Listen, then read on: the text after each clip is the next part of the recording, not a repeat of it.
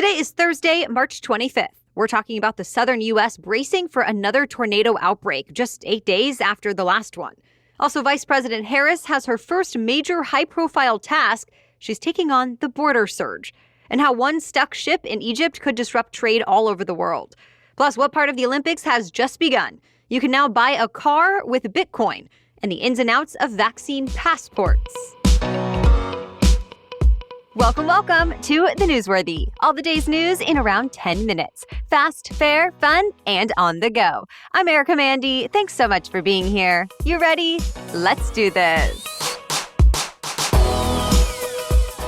For the second time in just 2 weeks, millions of people in the Southeast are being told to prepare for a tornado outbreak. The highest risk area includes Mississippi, Alabama, and Tennessee. The National Weather Service says there's potential for at least one powerful EF4 tornado this afternoon and tonight. And in a worst-case scenario, there could be some long-track twisters. Those are tornadoes that stay on the ground for several miles, and they often cause devastating damage. The forecast is also calling for heavy rain, large hail, and strong wind gusts. So again, meteorologists are telling people to have more than one warning system in place, just in case they can't hear the storm sirens. They say these storms are going to be moving fast, too. So once the warnings go out, people really should not wait to take shelter. Making matters worse, this latest threat comes just about a week after a tornado outbreak in that same region.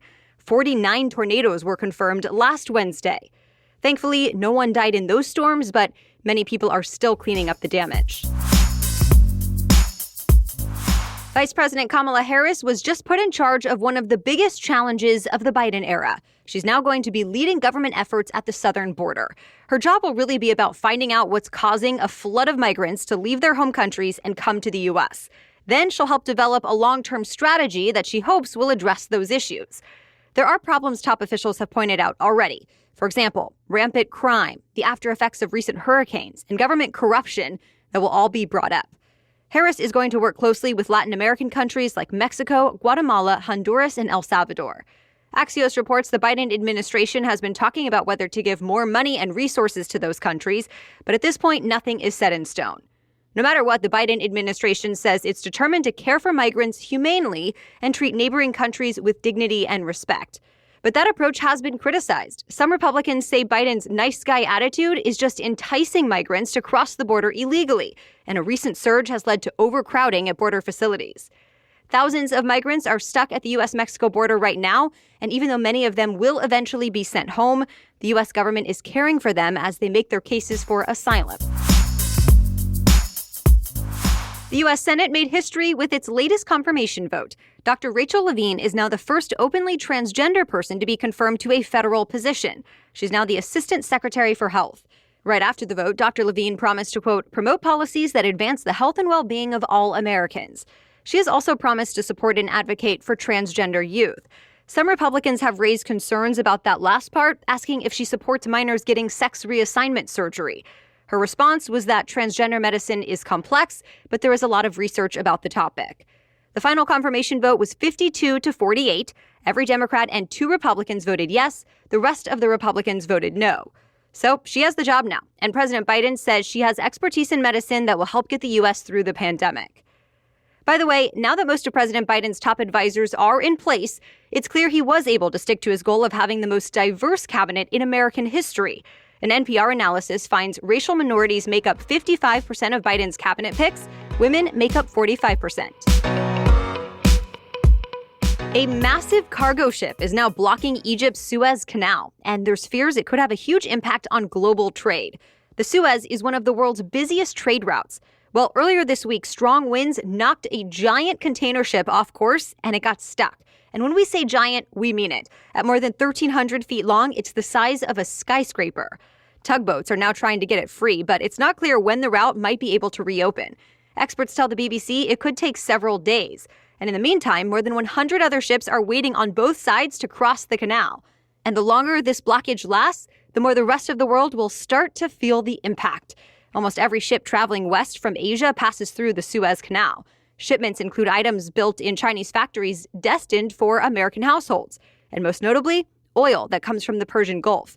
So oil prices are expected to keep rising. In case you're wondering, this is a pretty extraordinary event. Experts say they've never heard of this happening before in the Suez Canal's 150-year history. right, we have much more news still ahead, but first let's take a quick break to thank our sponsor. Have you heard about Rothy's yet? They have comfy, chic shoes, stylish bags in all sizes, and washable masks. I've now gotten 2 pairs of shoes from Rothy's, and it's just the beginning. Because now that I've experienced the style and range of options, the reliable comfort with no break-in period required ever, and Rothy's great customer service, like free shipping and free returns on eligible items, I now know I can trust this company, and I love ordering from them.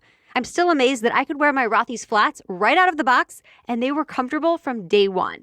I also really appreciate that Rothy's keeps sustainability in mind all along the way.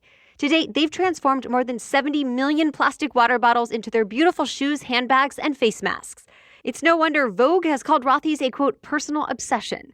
So check out all the amazing shoes, bags, and masks available right now at rothys.com/newsworthy. That's Rothys, ROTHYS, rothys.com/newsworthy. Again, head to rothys.com/newsworthy today.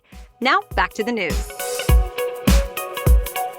The Olympic torch relay is now officially underway. The torch will be carried through all 47 of Japan's prefectures, or states, over the next 4 months. Until finally, it'll be brought to the Olympic Stadium in Tokyo for the Games' opening ceremony on July 23rd. The torch relay kicked off in Fukushima at the site of the massive and devastating earthquake, tsunami, and nuclear meltdown back in 2011. The starting ceremony was meant as a symbolic sign of Japan's recovery over the last decade, and as a message that the Summer Games are still on, despite being delayed a year and despite the ongoing pandemic. At this point, though, that's pretty controversial. CNN reports public support for the event has now fallen to an all-time low in Japan. Some people are worried it'll cause another round of COVID-19 infections in the country. But the Japanese Prime Minister and Olympic organizers say there are safety measures in place. For example, the torch ceremony was closed to the public, and overseas fans are not allowed at the Olympics at all this year. And so, over the next 4 months, 10,000 different people, including runners, skiers, swimmers, and more, will carry the torch as part of this relay. If you want to tune in to the torch relay, we'll link to the live stream in today's episode notes. Chinese hackers have apparently been trying to spy on Uyghur Muslims using fake accounts on Facebook. The social media company says it's now taken down those accounts, but not before there was a sophisticated effort underway. Facebook says the hackers set up fake accounts and imposter news websites to try and infect the computers and smartphones of Uyghur Muslims with malware and then use that to spy on them. They specifically went after Uyghur activists and journalists in China, as well as those living abroad in countries like Turkey, Syria, Canada, and the U.S. Facebook did not directly blame the Chinese government, but the company did say the hackers are part of the same operation that's been linked to the government in the past. And remember, top U.S. officials have already accused the Chinese government of human rights abuses against Uyghur Muslims, even labeling the crackdown on the minority group in recent years as genocide. China has denied that in the past. So far, though, no response from Chinese officials about this latest hacking accusation. Uber wants to deliver your next prescription medicine right to your doorstep. The ride-hailing giant is now teaming up with ScriptDrop. ScriptDrop already works with pharmacies in 37 different states to deliver medications. Now, this deal makes Uber their default delivery app, meaning Uber will be in charge of handing off prescriptions to customers for thousands of pharmacies and health systems around the country. And they apparently have plans to expand into even more places in the coming weeks and months. This isn't Uber's first time trying this. Last summer, Uber partnered with a different on-demand prescription delivery company in a handful of cities, but this is a bigger, more widespread partnership. In fact, Uber and others are racing to compete with Amazon, which launched its own online pharmacy business late last year. It's official now. You can buy a Tesla with Bitcoin. Tesla founder and CEO Elon Musk made the announcement on Twitter. Already, the electric automaker revealed last month the new option would be coming soon, and at the time, the company had just bought $1.5 billion worth of Bitcoin. Musk now says Tesla is using internal and open-source software to accept the new type of payment, but he's also warning if you decide to return your electric car, Tesla can choose to pay you back with US dollars at the exact price Bitcoin was worth when you bought the car. Of course, Bitcoin is the world's most popular cryptocurrency. Its worth can be volatile, but it's continued to hit new all-time highs in recent months. Musk says people outside the U.S. should be able to use Bitcoin to buy a Tesla later this year. Heads up, it's your last chance to lock in a subscription to Disney Plus before the price goes up tomorrow. Disney Plus will raise the price in the U.S. by $1, so that means going from $7 a month to $8, or from $70 a year to $80. This is the first price hike for the streaming service since it launched back in late 2019. And remember, Disney has seen the number of subscribers skyrocket during the pandemic. Just this month, Disney Plus says it passed 100 million subscribers around the world. And that's it for the main news today, but now it's time for Thing to Know Thursday. And today's Thing to Know is about vaccine passports, what they are, where they're being considered, and the arguments for and against them. But first, this episode is made possible thanks to Ritual. Ritual is not your typical multivitamin. Its clean, vegan-friendly formula is made with key nutrients, including vitamin D3, to help fill gaps in the diet and informs your body can actually use. No shady extras allowed. That's why I first started taking Ritual vitamins months ago. Yep, even if I was not partnering with them, I would be taking these vitamins. I appreciate that the company is so upfront about exactly what goes in the vitamins and why. And I can take them with or without food with no issues. Ritual's fresh-tasting, delayed-release capsules are designed to dissolve later in less sensitive areas of the stomach. They're also convenient. They're delivered right to my door with free shipping each month. Of course, you can start, snooze, or cancel your subscription anytime. And get this, if you don't love Ritual within your first month, they'll refund your first order. Plus, right now, Ritual is offering the Newsworthy listeners 10% off during your first 3 months. Visit ritual.com/newsworthy to start your Ritual today. That's ritual.com/newsworthy. Now back to Thing to Know Thursday. Certain countries are adopting or considering types of vaccine passports. The idea is these passports can be digital or paper documents that show people have received their COVID-19 shots. China has rolled out a COVID-19 digital passport for international travel. And 27 European countries are at least thinking about using something similar to make it easier for people to cross borders within the EU. But they're not just for travel. For example, Israel created what it calls a green pass.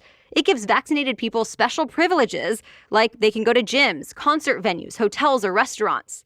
And supporters say this can really motivate people to get vaccinated. In the U.S., President Biden has asked federal agencies to explore some options like this, although it's not clear exactly how it might work here. Either way, not everyone is on board with the idea. Critics say governments should not divide the world between the vaccinated and unvaccinated, and that it could widen already dangerous social gaps and fuel discrimination. In fact, the World Health Organization is also urging countries to stay away from vaccine passports for now, since the vaccines are not widely available yet. Plus, it's still not known exactly how well the vaccines work to stop the spread of COVID-19 in the long term. And that's your Thing to Know today. All right, thank you so much for listening today. We'll be back tomorrow with much more news to know. Until then, have a great day.